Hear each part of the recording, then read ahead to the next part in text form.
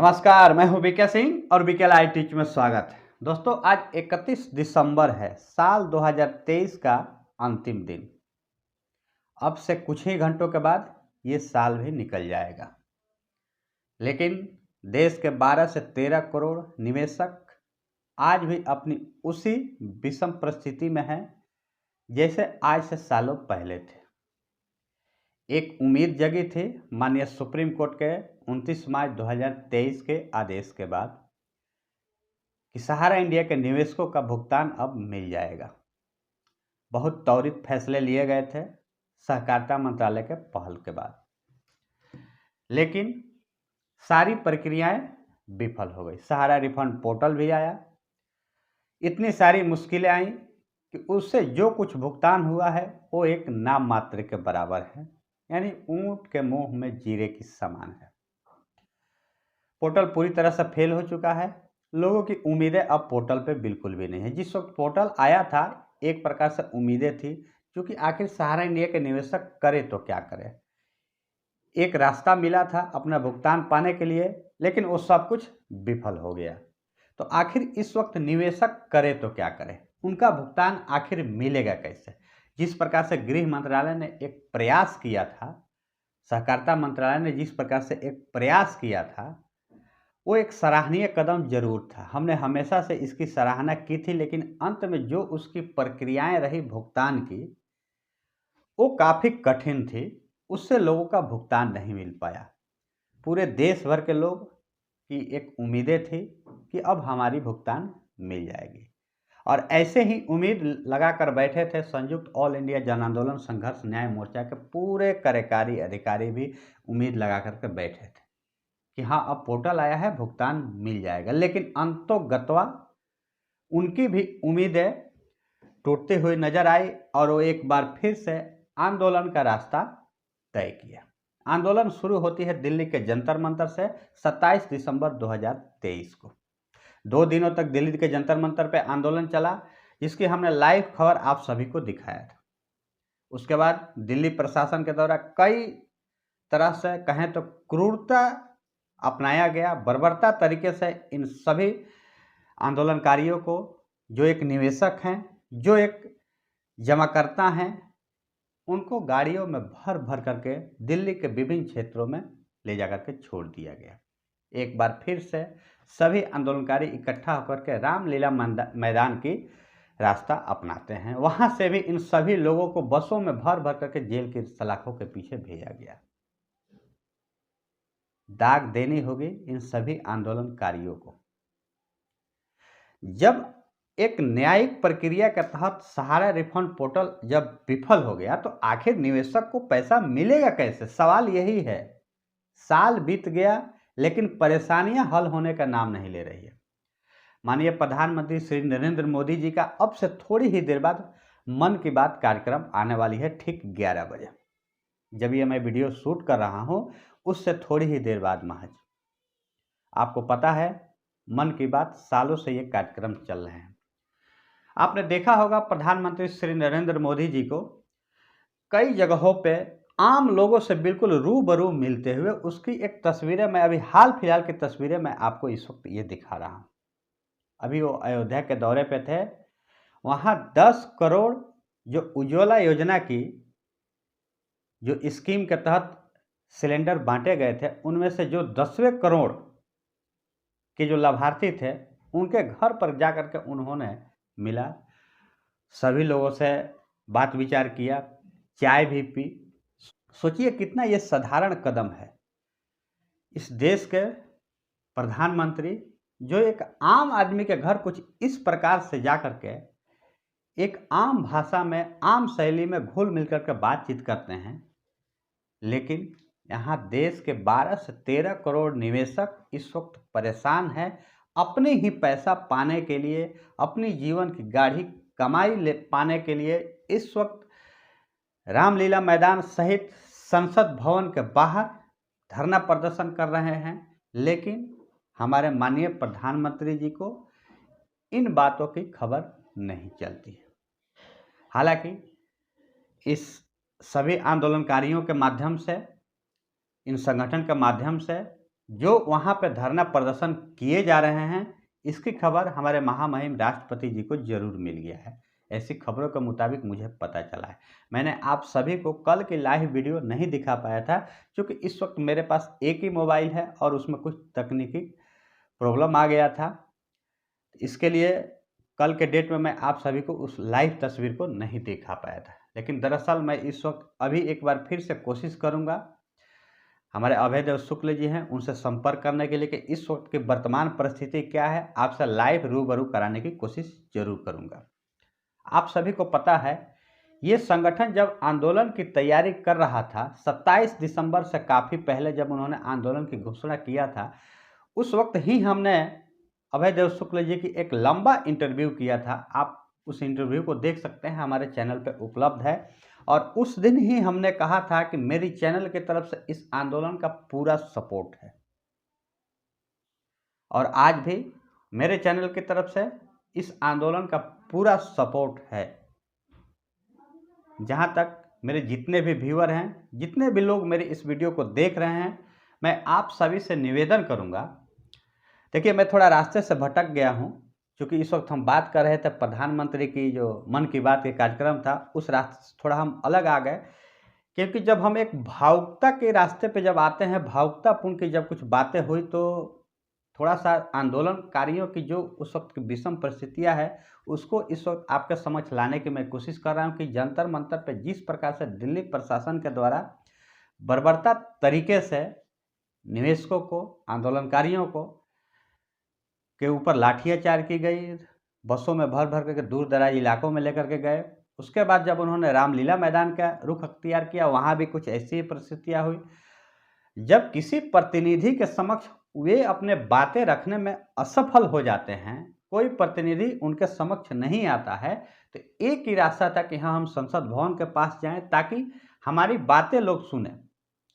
मैं ठीक अब उसी रास्ते पे आ गया हूं, जहां मैंने पहले कहा था कि जब प्रधानमंत्री श्री नरेंद्र मोदी जी जब एक आम लोगों की बातें इतनी आसानी से सुन सकते हैं, कई सारे वीडियो में आपने देखा होगा कैसे वो बिल्कुल रूबरू लाइव मिल जाते हैं, कोई दिक्कत नहीं होता है। तो आखिर जब वहाँ हमारे देश के निवेशक इस वक्त धरना प्रदर्शन पे हैं, एक बातचीत करना चाहते हैं, अपनी परेशानियों को उनके समक्ष रखना चाहते हैं, तो आखिर उनके साथ इस वक्त 1 या 2 मिनट ही सही मिलने में क्या दिक्कत है। मन की बात में कितनी भोली भोली बातें की जाती है, आप सभी को पता है। लेकिन उनके दरवाजे पे इस वक्त हजारों की संख्या में पीड़ित निवेशक, जमाकर्ता, आंदोलनकारी इस वक्त वहाँ पे मौजूद हैं, आवाज़ लगा रहे हैं कि मेरी बात को सुनी जाए, लेकिन कोई भी सुनने को तैयार नहीं है। इसीलिए कहते हैं कि इस देश में 2 रास्ते हैं। एक रास्ते आपकी सफलता की ओर ले जाने वाले रास्ते है, आप उसी रास्ते को अपनाते हैं। लेकिन आपको ये नहीं पता है कि जिस रास्ते को आप इस वक्त छोड़ रहे हैं, शायद वो रास्ता आपकी सफलता में 4 चांद लगाएगी। मैं इस वक्त बात कर रहा हूँ कि जिस प्रकार से देश के 12 से 13 करोड़ निवेशकों को नज़रअंदाज किया जा रहा है भारत सरकार के द्वारा, जब उनके दरवाजे पे संसद भवन के पास जा करके चीख चिल्ला रहे हैं, कितनी परेशानियों को झेल रहे हैं, इस वक्त सर्दी के माहौल में वहाँ बैठे हुए हैं, चाहे हमारे बुजुर्ग हो, चाहे हमारे महिलाएं हो, सभी लोग वहाँ पे मौजूद हैं। उनकी बातों को नहीं सुना जा रहा है। जिस प्रकार से निवेशकों को नज़रअंदाज किया जा रहा है, ये एक छोटी मोटी संख्या नहीं है। देश के 12 से 13 करोड़ निवेशक हैं। निश्चित रूप से एकजुट होकर के सभी लोग इस वक्त वहाँ पे मौजूद नहीं है। हम नहीं चाहते हैं कि करोड़ों लोग वहाँ पे दिल्ली में जमा हो जाए, ताकि दिल्ली जो कि देश की राजधानी है, वहाँ की कानून व्यवस्थाएं विफल हो जाए। हम देश के आम नागरिक हैं, सामान्य नागरिक हैं। हम नहीं चाहते हैं कि हमारे देश किसी भी विषम परिस्थिति में पहुँचे, हमारी कानून व्यवस्था विषम परिस्थिति में पहुँचे। हम एक छोटे टुकड़ों में ही सही, हम आपके समक्ष अपनी परेशानियों को लेकर के आए हैं। अगर आप देश के किसी कोने में बैठे एक व्यक्ति की परेशानियों पर आप इतनी गहराई से नज़र डालते हैं, तो क्या वहाँ पे जब हजारों की संख्या में जो निवेशक हैं, क्या आपको उनकी परेशानियाँ नहीं दिखती है? मैं उम्मीद करूंगा जो भी समय बीती है, एक बार फिर से अभी थोड़ी देर के बाद जब आप मन की बात में आएंगे, कैसी कैसी भोली भोली बातें करेंगे, सभी लोगों को पहले ही अंदाज़ा लग जाता है। जो आपके ऊपर फिट बैठता है, आपके सरकार के ऊपर फिट बैठता है, आपके पार्टी के ऊपर फिट बैठता है, उसी प्रकार की बातें मन की बात में की जाती है। मन की बात वो होती है जो जनता की मन की बातें होनी चाहिए। अब थोड़ा समय बचा है, मैं आपसे उम्मीद करूंगा कि मन की बात के कार्यक्रम में एक दो शब्द सहारा इंडिया के निवेशकों के लिए जरूर कहें। हम नहीं चाहते हैं, हम आंदोलन की तरफ से अगर मैं खुद इस वक्त अगर बात करने वाला होता तो मैं नहीं चाहता हूं कि हम डायरेक्ट अपने प्रधानमंत्री से बात करें। आप अपनी एक प्रतिनिधि भेजें। हम नहीं चाहते कि आपका कीमती समय बर्बाद किया जाए। आप अपना एक प्रतिनिधि भेजें ताकि हम अपनी पीड़ा आपके समक्ष रख सकें। आप इस वक्त बहुत बिजी और व्यस्त कार्यक्रम में रहते हैं, हम सभी लोग जानते हैं। तो आपके इस व्यस्त कार्यक्रम को हम लोग बिल्कुल अवरुद्ध करने वाले नहीं है। आप अपने प्रतिनिधि भेजें ताकि हम अपनी पीड़ा रख सकें। लेकिन इन सब के बावजूद दिल्ली प्रशासन के द्वारा कोई सार्थक पहल नहीं किया जाता है, बल्कि लाठियां बरसाई जाती है हमारे बुजुर्गों के ऊपर, हमारे महिलाओं के ऊपर। ये कैसा न्याय है? ये देश में लोकतंत्र है? भला ऐसा कैसे संभव हो सकता है कि अपनी ही जिंदगी की गाढ़ी कमाई अगर हम अपने सरकार के समक्ष अपनी पीड़ा रखने के लिए, अपनी गाढ़ी कमाई को वापस पाने के लिए अपनी ही जिंदगी की सारी जमा राशि जो हमने अपने बच्चों को भविष्य बनाने के लिए, अपने बिटिया की शादी करने के लिए, अपने बुढ़ापे की सहारा के लिए थोड़ी थोड़ी रकमें निवेश की थी, वो अगर मिल नहीं पा रहा है, जो कि सरकार के लाइसेंस के जरिए ही इन सभी कंपनियों में लोगों ने अपना पैसा निवेश किया था। सरकार चूंकि लाइसेंस दिया तो ये दायित्व तो बनता है कि सरकार इनकी परेशानियों को समझे, लेकिन समझने का नाम नहीं ले रही है। मैं एक बार फिर से उम्मीद करता हूं कि इस वक्त जिस तरह से दिल्ली में सभी आंदोलनकारी डटे हुए हैं कि हाँ, हम भुगतान लेकर के ही जाएंगे, हम उम्मीद करते हैं कि सरकार के द्वारा बहुत जल्द ही इस पर सार्थक पहल की जाएगी। उनके हौसले को दाग देनी पड़ेगी। संख्या बेहद छोटी है, लेकिन हौसला बहुत बुलंद है। हौसले को दाग देनी पड़ेगी। हम हमेशा अपने चैनल के माध्यम से इस आंदोलन का सपोर्ट करते हैं, और इस वक्त आप सभी के लिए जानकारी के लिए बता दूं कि मेरा ये चैनल पहला ऐसा चैनल है जो खुल करके आंदोलन से लगभग 15 से 20 दिन पहले ही इस आंदोलन के सपोर्ट में आया था। और उस वक्त से मैं उसी दिन मैं आह्वान किया था कि दिल्ली में जो आंदोलन होने वाले हैं उसमें दिल्ली के आसपास या देश के विभिन्न क्षेत्रों से लोग पहुँचे। और आज भी मैं आह्वान करता हूँ कि इस वक्त भी अभी बहुत समय बचा है। साफ कहना है कि हम भुगतान लेकर कहीं लौटेंगे, तो अभी भी आप इंतजार मत कीजिए। आपके पास अगर समय हो तो आप अपनी उपस्थिति दर्ज करके सपोर्ट करिए इस आंदोलन को। फिर भी बहुत से ऐसे लोग हैं जिनके पास शायद समय न हो, दूर हो, उनके लिए समर्थन करने की और भी रास्ते हैं। इस वीडियो को ज़्यादा से ज़्यादा शेयर कीजिए ताकि लोगों तक इसकी जानकारी पहुंच सके, इस आंदोलन की पूरी गतिविधियों की खबर पहुंच सके। एक भावनात्मक रूप से जुड़े। जिस प्रकार से मैं ये भावनात्मक रूप से आप सभी से अपील कर रहा हूं, ठीक ये उसी की क्रिया है। आप लोग शेयर करें। साथ ही इसके अलावा एक और भी विकल्प है, आप इस संगठन को सहयोग करना चाहते हैं तो उसके लिए मैं आपको यहाँ स्क्रीन पे एक मोबाइल नंबर जो कि हमारे राष्ट्रीय अध्यक्ष अभय देव शुक्ल जी की है, 8787271004, इस वक्त आपको स्क्रीन पे शो कर रहा होगा। इस पे आप चाहें तो आर्थिक सहयोग कर सकते हैं।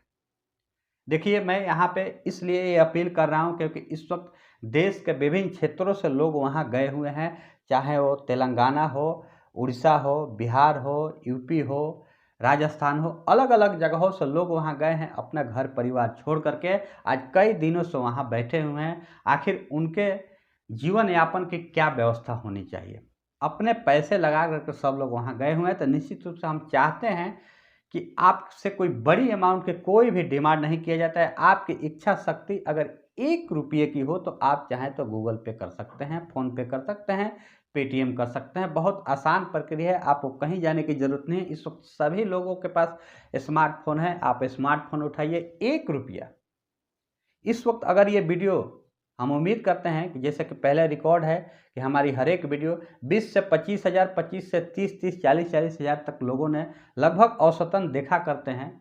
तो उम्मीद करता हूं कि जितने भी लोग अगर मेरी इस वीडियो को देख रहे हैं उनमें से अगर 10% भी लोगों ने अगर 5 रुपये, 10 रुपये या 20, 50, 100 रुपये भी अगर ट्रांसफ़र करते हैं तो एक अच्छा सहयोग होगा। ये एक नैतिक सहयोग है और ये हम सबकी रिस्पॉन्सिबिलिटी है, हम सबकी जिम्मेदारी है कि हमारी वीरांगनाएँ, महिलाएँ और बुजुर्ग वहाँ पे इस वक्त इतने दिनों से कड़ाके की ठंड में देश के 12 करोड़ निवेशकों की लड़ाई अगर लड़ रहे हैं तो उनके सहयोग के लिए भी हमारी तरफ से कुछ ना कुछ किया जाए। और हाँ, आप सभी की जानकारी के लिए बता दूं कि अगर जितने भी लोग इस संगठन को सहयोग करना चाहते हैं, इस फ़ोन नंबर पे गूगल पे, फ़ोनपे, पेटीएम करें और उसकी जानकारी हमारे वीडियो के कमेंट बॉक्स में ज़रूर दें। आप अपने नाम के साथ कितनी राशि है, ताकि इस बात की पता चले कि आखिर हमारी बातों से कितने लोग प्रभावित होकर के, कितने लोग भावुक होकर के लोगों ने सहयोग किया है। मुझे भी इस बात की जानकारी होनी चाहिए। तो इन तमाम परेशानियों के बावजूद आज एक बार फिर से इस वक्त हम जिस परिस्थिति में हैं, हम उम्मीद करते हैं कि आंदोलन सफल होकर के निकलेगा। हम हमेशा से हमारी ये प्रयास थी कि इस आंदोलन को अधिक से अधिक सफल बनाया जाए और उसी प्रक्रिया में हम लगातार आपके समक्ष अपनी बातों को रखने की कोशिश कर रहे हैं। इनमें से कुछ एक लोग ऐसा हो सकते हैं जिनको ये हमारी बातें अच्छी न लगती हो, क्योंकि हो सकता है किसी वो विभिन्न अन्य दलों से जुड़े हुए हैं। तो मैं हमेशा से कहते आया हूँ कि ये भुगतान की लड़ाई है, आपसी वर्चस्व की लड़ाई नहीं है। आप अपने आपसी मतभेद भुला करके आपका अपना भुगतान है, आपका अपने द्वारा जमा कराई गई राशि का भुगतान है, उसके लिए आप लड़ें, उसके लिए आप घर से बाहर आएँ। एक अगर महिला तेलंगाना से, हरियाणा से, राजस्थान से आ सकती है तो आप अगर नज़दीक में 100, 200, 400 किलोमीटर की दूर में है तो आखिर क्यों नहीं आ सकता। निश्चित रूप से दिल्ली में लाखों निवेशक होंगे, लेकिन इस वक्त वहाँ क्यों नहीं पहुँच रहे हैं। शायद यही सोच रहे हो मन में कि आखिर वहाँ आंदोलन में जाने से क्या फ़ायदा होगा, सरकार ऐसे भी नहीं सुन रही है, हमारा तो 20,000 रुपये की राशि है, या फिर बहुत से ऐसे निवेशक हैं कि लाखों की राशि है, आंदोलन से तो भुगतान मिलने वाला नहीं है। तो आपकी जानकारी के लिए बता दूं कि अगर आपके मन में ऐसी ख्यालें आती होगी तो आज तक आपका भुगतान किसी अन्य रास्ते से मिला क्या। पोर्टल आया था, पोर्टल पे आपकी उम्मीदें थी, मैंने भी उम्मीद जताया था, लेकिन आज क्या हुआ, आज वो पोर्टल फेल हो चुका है। एक ही रास्ता है, सरकार के ऊपर दबाव बनाया जाए। सरकार के ऊपर आप एकजुट होकर के ही दबाव बना सकते हैं और दबाव बनाएंगे तभी उस दबाव का परिणाम आपको देखने को मिलेगा। निश्चित रूप से आंदोलन में पैसे नहीं बांटे जाएंगे, रामलीला मैदान में और जंतर मंतर पे पैसे नहीं बांटे जाएंगे कि लाइए आप अपना बॉन्ड और पैसा दीजिए। उसका एक कानूनी प्रक्रियाएं होगी, लेकिन इस दबाव के नतीजा वही निकलेगा जो कि आसान प्रक्रियाओं के तहत आपको भुगतान मिलेगा और बहुत जल्द मिलेगा। आपने देखा होगा बहुत सारे आंदोलनें हुई हैं इस देश में, उसका नतीजा आपने देखा होगा क्या निकला। आप दिल्ली के किसान आंदोलन देख लीजिए, रामलीला मैदान जंतर मंतर का आंदोलन देख लीजिए, सरकारें तक बदल गई और नई सरकार भी आ गई, चाहे वो 2014 की सरकार हो या फिर आगे दिल्ली की सरकार हो। ये होती है आंदोलन की ताकत।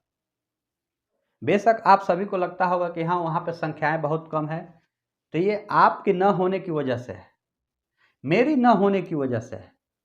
अगर हम घर में बैठ करके, इस वक्त मैं अकेला व्यक्ति हूँ, मैं ये सोच रहा हूँ कि लोग जाएंगे, लोग भी ऐसे ही सोचते होंगे कि लोग जाएंगे, और ऐसे करते करते लगभग वहाँ के कोई भी लोग नहीं पहुँच सका, बहुत सीमित संख्या में ही वहाँ पे लोग पहुँचे हैं। लेकिन जो लोग वहाँ पहुँचे हैं, आंदोलन इस वक्त में एक्टिव हैं, उनकी हिम्मत को दाग देनी पड़ेगी। जिस तरह से उन्होंने हौसला अपना दिखाया है, उसको हमारा सैल्यूट है। तो इन तमाम परिस्थितियों में एक बार फिर से मैं आप सभी से अपील करना चाहता हूं कि इस वीडियो को ज़्यादा से ज़्यादा शेयर करें, लोगों तक अधिक से अधिक पहुंचाएं, ताकि संगठन के प्रति उनकी एक अपनापन बढ़े। ये कोई व्यक्तिगत मामला नहीं है, ये सिर्फ भुगतान की मामला है। भुगतान अगर आपका मिल जाएगा, आप कहीं और, संगठन कहीं और, अभय देव शुक्ला कहीं और बीके लाइव चैनल भी कहीं और, मैं अपने को भी ले लेता हूँ। हम आगे समय में कुछ और बातें करेंगे, लेकिन उम्मीद सिर्फ एक ही है कि आप सभी लोग एकजुट होकर के इस वक्त वहाँ पे उपस्थित हो और भुगतान पाने में जो इस वक्त रास्ते तय किए जा रहे हैं उसमें आप अपना समर्थन दें। जैसे ही कोई नई अपडेट आती है, अभयदेव शुक्ल या फिर कोई अन्य टीम के किसी भी साथी या सदस्य से हमारी बात होती है, हम आपके समक्ष सभी आगे की रणनीतियों के बारे में बताने की कोशिश करेंगे। तब तक के लिए जय हिंद।